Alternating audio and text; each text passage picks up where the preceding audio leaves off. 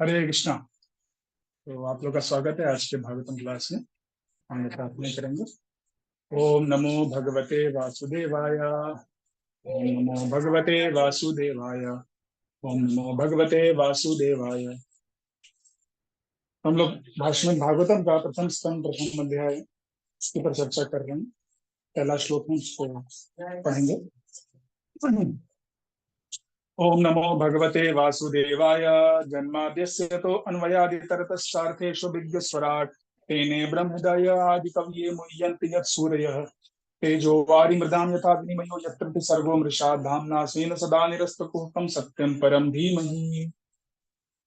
तो वेद व्यास नमस्कार कर रहे हैं भगवान श्री कृष्ण को और उनके जो दिव्य गुण है उनकी चर्चाएं भी कर रहे हैं। तो कल हमने देखा इसमें जो अलग अलग उन्होंने भगवान के गुण बताए। अभी हम लोग शिला प्रभुपाद जी का जो तात्पर्य है उसका तीसरा पैराग्राफ लेंगे। पर हम ये तात्पर्य बहुत बड़ा दिया है लेकिन बहुत महत्वपूर्ण है क्योंकि जो भी प्रभुपाद जी कहना चाहते थे पूरे भागवतम में वो पहले 3 श्लोकों में लिख करके दिया। तो इसलिए इन 3 श्लोकों का हम लोग तात्पर्य थोड़ा अच्छे से देखेंगे। भले तो टाइम लग रहा है लेकिन बहुत महत्वपूर्ण है भागवतम को समझने के लिए और उसको अपने जीवन में प्रैक्टिस करने के लिए। तीसरा पैराग्राफ पढ़ेंगे। यह स्वाभाविक है कि चिंतनशील मनुष्य सृष्टि का उद्गम जानता है। रात्रि में वह आकाश में तारों को देखता है और स्वाभाविक है कि वह उनके निवासियों के विषय में कल्पनाएं करता है। ऐसी जिज्ञासा मनुष्य स्वाभाविक है क्योंकि उसकी चेतना विकसित है जो पशुओं की तुलना में उच्च है। श्रीमद् भागवतम के रचयिता ऐसी जिज्ञासाओं का सीधा उत्तर देते हैं। वे कहते हैं कि भगवान श्री कृष्ण समस्त सृष्टियों के उद्गम है। वे न केवल ब्रह्मांड के सृष्टा हैं वरन उनके उसके संहारता भी। इस दृश्य जगत की उत्पत्ति भगवान की इच्छा से किसी काल में होती है और कुछ काल तक इसका परिपालन होता है और तब उनकी इच्छा से इसका संहार हो जाता है। अतः समस्त जागतिक कार्यों के पीछे उनकी परम इच्छा रहती है। निसंदेह ऐसे अनेक नास्तिक हैं जो सृष्टा पर विश्वास नहीं करते किंतु वे अल्पज्ञान के कारण ऐसा करते हैं। उदाहरणार्थ आधुनिक विज्ञानी ने अंतरिक्ष उपग्रह बनाए हैं जिन्हें किसी न किसी युक्ति से बाह्य आकाश में प्रक्षिप्त किया जाता है और दूर बैठे विज्ञानी के निर्देश से ये कुछ काल तक आकाश में उड़ते रहते हैं। इसी तरह असंख्य तारों तथा ग्रहों से युक्त सारे ब्रह्मांड भगवान की बुद्धि द्वारा नियंत्रित होते हैं। प्रभुपाद जी बता रहे हैं कैसे हर एक जो व्यक्ति है मनुष्य उसके अंदर में चिंतन करने का गुण रहता है। वो चिंतन करता है ये संसार कैसे आया। बच्चे हैं, देखते हैं आसमान में तारे हैं वो क्या है। कल हमारे गुरुकुल में एक बच्चा था वो दौड़ते हुए प्रभु जी सप्तऋषि दिखाई दे रहे हैं। सप्तऋषि दिखाई दे रहे हैं। कहाँ सप्तऋषि दिखाई दे रहे हैं? वो आकाश में सप्तऋषि होते हैं। हमने हाँ हाँ वो तारे होते हैं 7 तारे। तो वो दिख रहे हैं, चलिए चलिए दिखाते हैं। तो वो लेके आया फिर दिखाया, देखिए ये सप्तऋषि है, यहाँ पे इधर ध्रुव तारा है और ये है। तो बचपन से ही लोग इन बच्चों में देखिए ये उत्कंठा है जानने की ये संसार क्या है। तो उसके विषय में जो वैज्ञानिक जानकारी है वो हमें वेदों से मिलती है और स्पेशली श्रीमद् भागवतम से मिलती है। यहाँ पे प्रभुपाद जी बता रहे हैं कि जन्मादि अस्यतः जो श्लोक का शुरुआत है उसके विषय में चर्चा कर रहे हैं कि अ, श्री कृष्ण समस्त सृष्टियों के उद्गम है। और सिर्फ सृष्टा ही नहीं उसके संहर्ता भी है। तो वह सृष्टि को बनाते हैं, उसका पालन करते हैं और संहार भी करते हैं। तो ये भौतिक ब्रह्मांड जितने भी हैं, अनंत ब्रह्मांड है, उन सब ब्रह्मांडों की सृष्टि वो स्वयं करते हैं। और उसमें जो आने वाले जीव हैं वो बार बार उसमें जन्म लेते हैं। तो उनका जो शरीर है वो शरीर भी भगवान ही देते हैं। हमारा पिछले जन्म में जो भी शरीर था वो अब नहीं है लेकिन उसकी सृष्टि भगवान ने की है। तो कैसे है कि एक ब्लूप्रिंट बना दिया, अगर आप ये कर्म करेंगे तो आपको ये शरीर मिलेगा। अगर कोई मांसाहार करता है तो उसको शेर का या बाघ का शरीर दिया जाता है। वो कर्म करने पर वैसा उसको फल मिलेगा। कोई अगर दैवी कार्य करता है, अच्छे कार्य करता है तो उन्हें इंद्र चंद्र वायु ऐसे शरीर मिलते हैं। और कोई भगवान की भक्ति करता है तो उन्हें इस पूरे ब्रह्मांड से मुक्ति मिल जाती है और वो भगवान के धाम जाने को सारी बन जाता है। तो ये सबका सब भगवान की सृष्टि में उन्होंने बना रखा है। जैसे हमारे पास ये जो मोबाइल है, अब इसमें सारे जो ऐप हैं किसी न किसी व्यक्ति ने बनाए हैं, इसलिए हम उसको इस्तेमाल कर पा रहे हैं। जैसे जूम का भी हम इस्तेमाल कर रहे हैं तो उसमें हम लोग वीडियो लाइव कर सकते हैं, ऑडियो है। हाँ, कनेक्ट किसी को होस्ट बना सकते हैं, किसी को को होस्ट बना सकते हैं। तो ये सब जो प्रोग्रामर उसने ऑलरेडी बना रखा है, तभी हम इसको इस्तेमाल कर पा रहे हैं। वैसे ही भगवान ने पूरी सृष्टि बना, ब्रह्मांड बना रखा है, ऐसा शरीर सारे बना रखे हैं, और हम वैसा कर्म करते हैं, उस तरह से जिस तरह का कर्म करते हैं उस तरह का शरीर प्राप्त करते हैं, उसको इस्तेमाल कर सकते हैं। तो हमें लग रहा है कि हम हाथ उठा रहे हैं, लेकिन भगवान ने बना रखा है कि एक ऐसा शरीर इसमें कि आप चाहो तो हाथ उठा सकते हैं। कुछ शरीर इसमें हाथ ही नहीं, जैसे कि पेड़ पौधे, वो भी भगवान ने बनाया। तो सब अपने कर्मों के अनुसार होता है। तो आधुनिक वैज्ञानिक जो है इन बातों को नहीं जानते हैं, और वो बोलते हैं कि कुछ तो बड़ा विस्फोट हुआ था, बिग बैंग हुआ था, और वहां से क्रिएशन हुआ है। हाँ, मनुष्य जो है वह बंदरों से आया है। तो ये सब चीजें जो है यह मनगढ़ंत है, इसका कोई प्रूफ नहीं। हाँ, कोई ऐसा प्रूफ नहीं कि कहीं बॉम्ब ब्लास्ट हो और बड़ा सा एक शहर बन गया है, ऐसा कहीं कुछ नहीं हुआ है आज तक। उल्टा कोई अगर शहर है वो बर्बाद हो जाता है, जब भी कहीं बम फटता है। और हम जो है वो, हमारा जो शरीर है वो, सारे के सारे शरीर एक साथ बने हुए हैं। ऐसा नहीं है कि पहले बंदर का शरीर था, फिर अब वो धीमे धीमे इवॉल्व हुआ और अब मनुष्य का हो गया। नहीं, इवॉल्व क्या होता है? इवॉल्व हमारी चेतना होती है। थ्योरी ऑफ इवोल्यूशन जो है वह वेदों में दिया है, लेकिन वो इवोल्यूशन शरीर का नहीं है, वो इवोल्यूशन चेतना का है। जैसे यहाँ पे प्रभुपाद जी बोल रहे हैं, क्योंकि मनुष्य की जिज्ञासा स्वाभाविक रूप से, उसकी चेतना विकसित है, जो पशुओं की तुलना में उच्च है। तो पशुओं की चेतना जो है वह विकसित नहीं है, हमारी विकसित। हम ये प्रश्न कर सकते हैं कि हम कौन है, ये संसार क्या है। हाँ, मैं नहीं चाहता हूँ दुखी होना, फिर भी मेरे पर दुख डाला जा रहा है। मैं नहीं मरना चाहता, फिर भी एक दिन मृत्यु हमारी निश्चित है। तो ऐसा क्यों? ये हम प्रश्न कर सकते हैं, क्योंकि हमारे पास विकसित चेतना है। पशुओं के पास ये चेतना विकसित नहीं है, इसलिए वो ये प्रश्न नहीं कर सकते। इसलिए वेदांत सूत्र में सबसे पहला चीज है अथातो ब्रह्म जिज्ञासा। अथातो मतलब देर फोर। इसलिए हाँ, इतने सारे तुम 84 लाख योनियों में गए, और उसमें तुमने दुख और सुख का भोग किया है। अब तुम मनुष्य योनि में आए हो, तुम्हारा कर्तव्य क्या है? ब्रह्म के बारे में, भगवान के विषय में तुम जिज्ञासा करो, और भगवान को प्राप्त करने के लिए धर्म करो। धर्म आहार निद्रा भय में तुम सामान्य में तब पशु नाम धर्मो ही तेषाम अधिको विशेषो धर्मे नहीं ना पशु। अगर धर्म नहीं कर रहे तो तुम पशु के समान।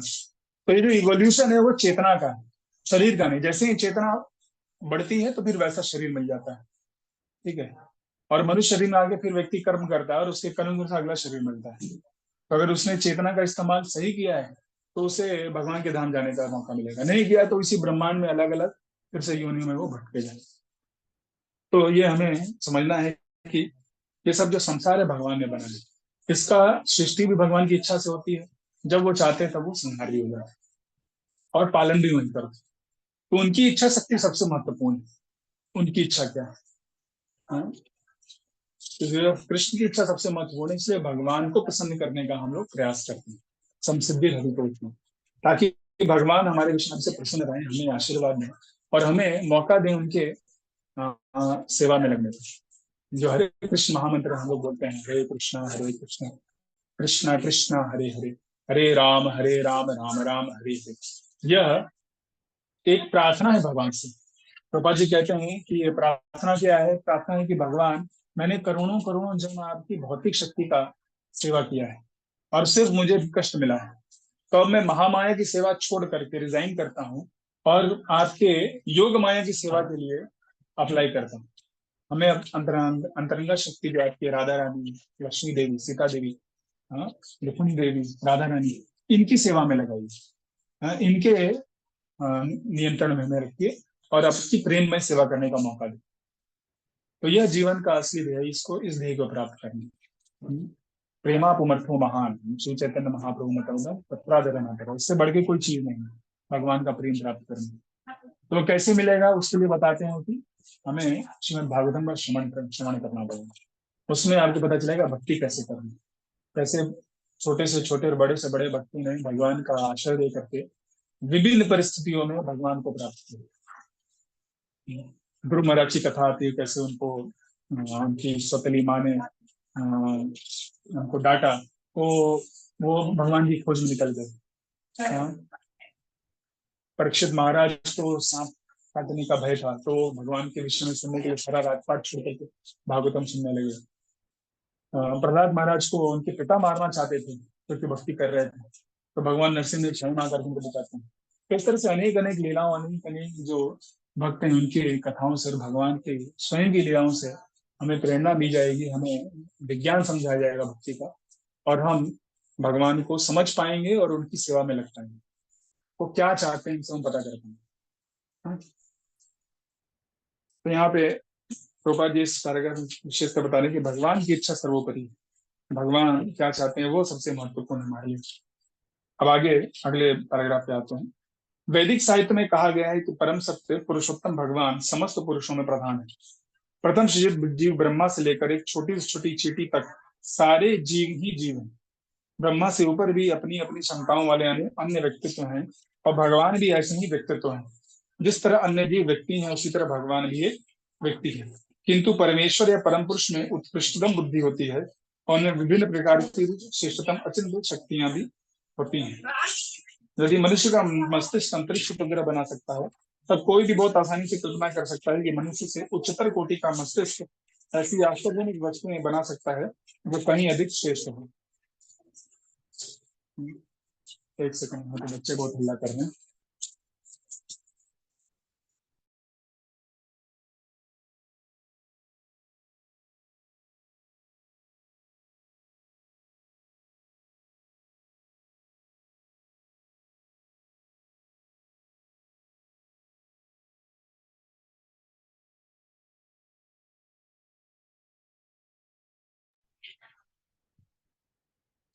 हरे कृष्ण। तो यहाँ पे रूपा जी कह रहे हैं कि कैसे भगवान जो है वो व्यक्ति हैं, और सारे जीव जो है वो भी व्यक्ति हैं। हम सब एक एक व्यक्ति है, इंडिविजुअल व्यक्ति। हाँ, हम आत्मा है लेकिन हम एक दूसरे से भिन्न है। मायावादी लोग कहते हैं कि सब कुछ क्या है, एक है। हाँ, मैं आप एक है, हम सब भगवान है। हाँ, और जब बस ये भ्रम है, जिस दिन भ्रम टूट जाएगा उस दिन सारी माया खत्म हो जाएगी और हम भगवान में विलीन हो जाएंगे। तो यह आध्यात्मिक आत्महत्या है। हम अब वो लोग क्या कर रहे हैं, सुसाइड करना चाहते हैं। हम सबका अपना इंडिविजुअल एग्जिस्टेंस है। हाँ, और वह सब के सब जो है भगवान से आए हैं। भगवान भी इंडिविजुअल है। हाँ, वो भी एक व्यक्ति है। इसीलिए शुरुआत में ही ओम नमो भगवते वासुदेवाय बोल रहे हैं। हाँ, कि वासुदेव जो भगवान वसुदेव हैं, भगवान कृष्ण हैं, देवकी वसुदेव के पुत्र हैं, वो व्यक्ति हैं। जो व्यक्ति होता है वही स्वराट हो सकता है, इंडिपेंडेंट हो सकता है। हाँ, वही सब कुछ को जान सकता है, डायरेक्टली इनडायरेक्टली वो कॉन्शियस। जो जड़ है, जड़ वस्तु है, वो चेतन नहीं हो सकता। और चेतना जो इंडिविजुअल है, जैसे आपके शरीर में आपको क्या हो रहा है, आपको जो दर्द हो रहा है आपको ही पता है। हाँ, आप खुश हैं, दुख हैं, कैसे हैं, आपको गर्मी लग रही है, सर्दी लग रही है, वो आप एक्सपीरियंस कर सकते हैं, महसूस कर सकते हैं, हम नहीं कर सकते। तो इस तरह हर एक जो जीव है वो व्यक्ति है, और भगवान भी है, व्यक्ति है। ये समझना बहुत जरूरी है, क्योंकि अ, भगवान से अगर हमें व्यक्तिगत अपना संबंध जोड़ना है तो उनके अपने आप को भी समझना पड़ेगा कि हमारी क्या इच्छा है, और अपनी इच्छाओं को भगवान के इच्छाओं से जोड़ना होगा। और धीमे धीमे सिर्फ जो भगवान जैसे चाहते हैं उनको प्रसन्न करने का प्रयास करना। तो अभी हम उनसे दूर हैं लेकिन हम उनसे जुड़ गए हैं। हाँ, उनके विषय में सुन करके, उनके नाम जप करके, उनके भक्तों का संग करके हमें उनका संग प्राप्त होगा। तो जैसे जैसे हम इसको समझेंगे वैसे वैसे हमारा उनके प्रति जो संवेदना है, जो भावना है, वो भी जागृत होगी।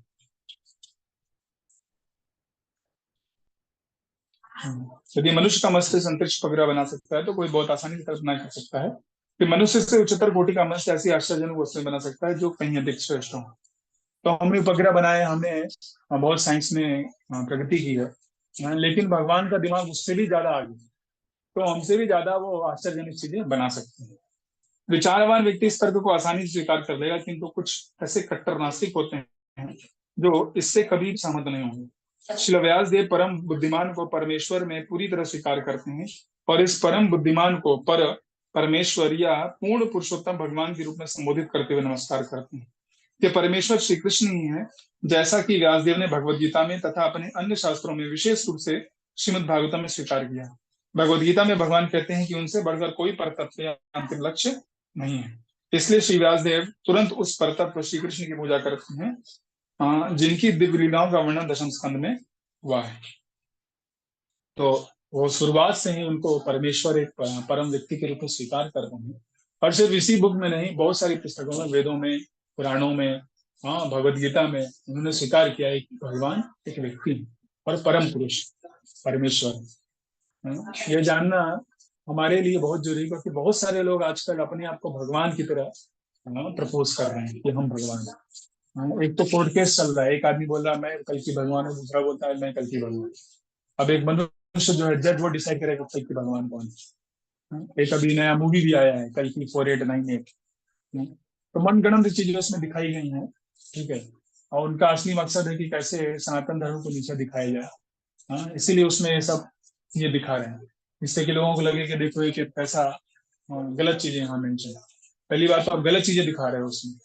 इसका कहीं भी कोई ज्यादा आपको कोटेशन नहीं मिलेगा। कोई कल की आने वाले हैं 4 लाख, कल के एंड में 4,27,000 साल बाकी हैं। वो अभी कैसे आ जाएंगे 1,000 साल के अंदर?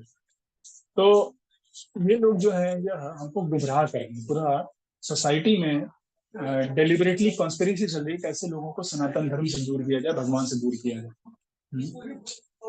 और कुछ एक भगवान थे वो, हाथरस में उनका चरण का धूल लेने के लिए बहुत सारे लोग गए, वो लोग दब गए बेचारे। हम्म। तो ऐसे ढोंगी बाबा और ढोंगी जो भगवान बने हुए हैं, इनके चक्कर में पड़ के लोग अपना जान तक गवा दो। तो इसलिए जानना बहुत जरूरी है कि असली भगवान है। और स्वयं जान करके वैज्ञानिक रूप में हम दूसरों को मदद कर सकते हैं बताने में। उनको बचा सकते हैं, उनको सही रास्ते पे ला सकते हैं। वरना वो कब वो गलत व्यक्ति के संगल में पड़ करके अपना जीवन बर्बाद करें, कुछ पता नहीं। तो इसलिए बार बार यहाँ पे प्रभुपाद जी इस चीज पे फोकस करें, कैसे कृष्ण भगवान है, कृष्ण ही सृष्टि करते हैं और उनकी इच्छा सर्वोपरि है। उनका दिमाग, उनका मस्तिष्क हमसे कई गुना अधिक उन्नत है और वह हमारी भलाई के लिए कार्य है। गीता में भगवान बोलते हैं कि आ, पूरे जो क्या कहते हैं संसार को मैंने बनाया है और मैं तुम्हारा सूर्य हूँ। I am your best friend, सूर्यदम सर्वभूतानां ज्ञात्वा माम शांति। आगे बढ़ते हैं। निष्ठाहीन व्यक्ति सीधे दशम स्कंद में और विशेष कर उन 5 अध्यायों में पहुंच जाते हैं जिनमें भगवान की रासलीला का वर्णन है। श्रीमद् भागवतम का यह अंश इस महान ग्रंथ का घोषितम अंश है। जब तक किसी को भगवान का पूरा पूरा दिव्य ज्ञान प्राप्त न हो ले, तब तक वो भगवान की पूज्य दिव्य लीलाओं को, जिन्हें रास नृत्य कहा जाता है, तथा गोपियों के साथ उनके प्रेम व्यवहार को ठीक से नहीं समझ सकता। यह विषय अत्यंत आध्यात्मिक है।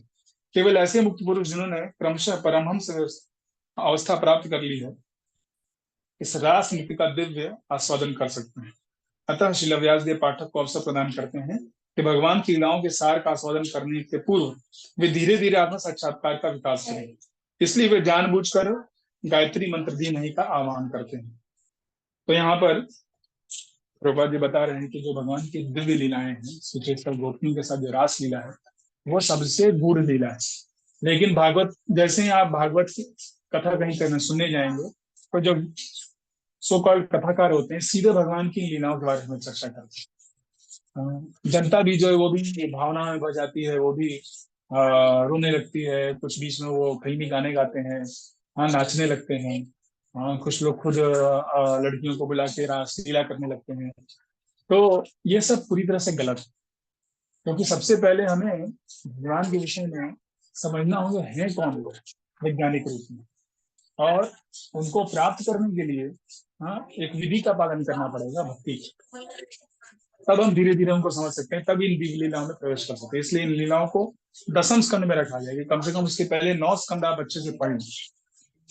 तब जाकर के आप वो समझ पाएंगे। और उसके लिए भी हमें गुरु से सुनना पड़ेगा। गुरु के संरक्षण में रह करके हमें यह श्रवण करना चाहिए, वरना हम कुछ और ही समझ सकते हैं। कई लोग जो है अपने आप को कृष्ण समझते हैं, कई लोग अपने आप को राधा समझने लगते हैं। हाँ। और क्या कहते हैं, बहुत ही गलत गलत कार्य करते हैं, आप समझ ही रहे हैं। तो यह सब से बचना है और सोसाइटी में हमें अच्छा उदाहरण प्रस्तुत करना है। तो उसके लिए हम इसलिए यह कोर्स कर रहे हैं कि धीमे धीमे एक एक घंटे लेकर के हम लोग पढ़ेंगे और भगवान के लीलाओं को समझने का प्रयास करेंगे। उनके दिव्य ज्ञान को और उनके विज्ञान को समझने का प्रयास। और व्यासदेव ने भी इसलिए यहाँ पे बता रहे हैं, इसलिए यहाँ पे गायत्री मंत्र धीमहि सत्यम परम धीमहि, उसका इन्होंने उद्धृत किया यहाँ। तो जो गायत्री मंत्र में, गायत्री मतलब भगवान के ऊपर कैसे हम ध्यान कर रहे हैं, यह मेन मकसद।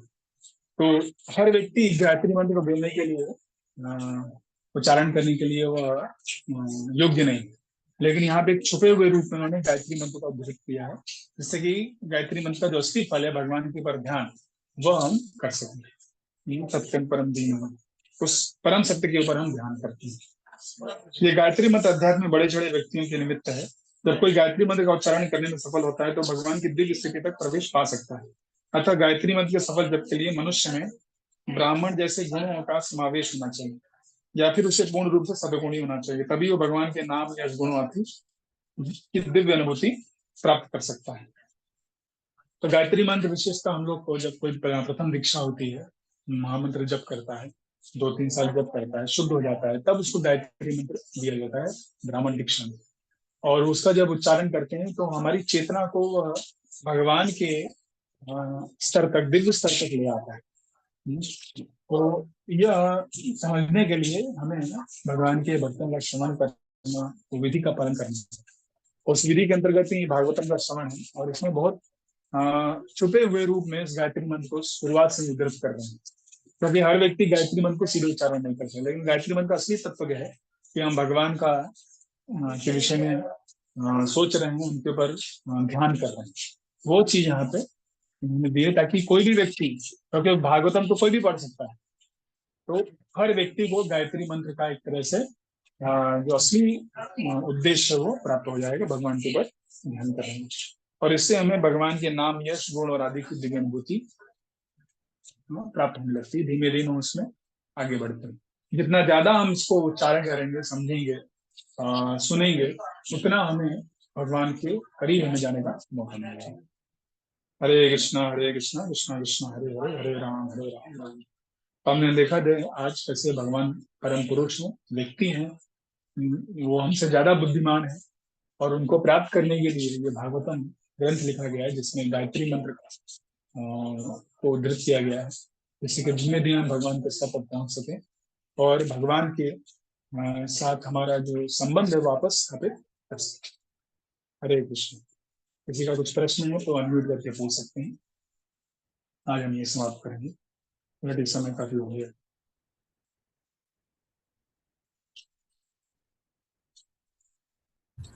हरे कृष्ण प्रभु जी। हाँ प्रभु बोलिए। प्रभु जी, इन सेशंस की रिकॉर्डिंग भी मतलब हम लोगों को ग्रुप्स में मिल जाएगी क्या? हाँ मैं रिकॉर्डिंग कर रहा हूँ, मैं समय, मुझे टाइम नहीं मिल पा रहा है कि मैं उसको अपलोड करूँ। हम रिकॉर्डिंग किए हैं, तो आज मैं ट्राई करता हूँ एक एक करके उसे अपलोड कर दूँ अपने यूट्यूब चैनल पर, फिर उसको आपको भेज दूँगा। जी जी प्रभु जी, क्योंकि कुछ बीच बीच में नेटवर्क अनस्टेबल होने की वजह से मिस हो जा रहा था जी इसमें। समझ रहा हूँ, समझ रहा हूँ। वो हरे ठीक है। कृष्ण। हरे कृष्ण। हरे। और कुछ है किसी का प्रश्न? हरे कृष्ण प्रभु जी। हाँ हरे कृष्ण बताइए, बोलिए। प्रभु जी, जैसे हम भगवान का नाम जाप करते हैं तो हमारा मन ना प्रभु जी मतलब संसारी बातों में आ जाता है, बीच बीच में आ जाता है, तो हम उस नाम को पकड़ के फिर वापस लेके आते हैं, फिर वापस ये चला जाता है। तो प्रभु जी ऐसा कुछ करे, ऐसा क्या करे जैसे लगातार ये नाम चलता देखिए इसका रहे? कोई सोल्यूशन नहीं है इसका हमें, क्योंकि हमने करोड़ों करोड़ों जन्म जो है ना भौतिक दुनिया में दिया है, तो हमारी आसक्ति भौतिक दुनिया से, और बचपन से भी हम लोगों ने भगवान की भक्ति नहीं की, तो हमारे मन में जो संस्कार बन गए हैं ना, उस कारण मन जो इधर चला जाता है। संस्कार कैसे होते हैं, जैसे अगर आप कुछ नया कंस्ट्रक्शन करते हैं तो सीमेंट से उसको फाइनली वो करते हैं, बनाते हैं।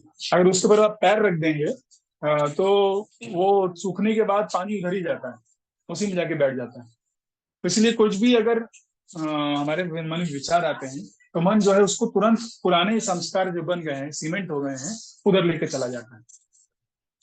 तो ये स्ट्रगल हमको हमेशा कर, क्योंकि ऑलरेडी अब एक तरह से सीमेंट हो गया है।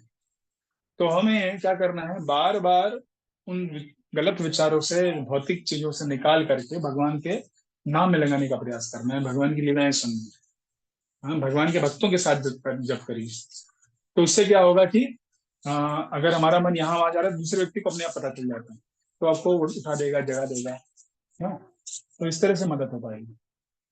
तो ये धीमे धीमे जब हमारा मन शुद्ध होगा, नए संस्कार बन जाएंगे, तब नेचुरली हम भगवान का श्रवण कर पाएंगे। उसके लिए बहुत प्रैक्टिस लगेगा। हाँ, कम से कम 15 से 20 साल आपको अच्छे से भगवान की भक्ति करनी पड़ेगी। तो स्ट्रगल देखिए हर व्यक्ति का होता है, सबको जो है ये मन जो है दूर लेके जाना चाहता है, लेकिन हमें बार बार स्ट्रगल करना है, भगवान की तरफ लेते हैं। ये बस प्रयास कर सकते हैं हम लोग, बाकी फिर अगर भगवान की कृपा जब होगी तो फिर मन नेचुरल लगेगा, तब फिर भगवान की लीला स्मरण होगा। हरे कृष्णा बोलते ही सीधे भगवान के जो धाम में हमारी चेतना चली जाएगी। लेकिन ये बहुत बहुत उन्नत स्तर है। तो उसके लिए इसीलिए ग्रेजुअली हमें भागवतम सुनना है, प्रैक्टिस करना है, नाम जप करना है, सेवाओं में लगना है। ठीक है, धीमे धीमे भौतिक जगत से विरक्त होना है, अपनी जो आसक्तियां हैं उनको कम करना। ठीक है। जी प्रभु जी। लगे रहिए, सब लोग इसी प्रैक्टिस में हैं। और कुछ किसी का प्रश्न है?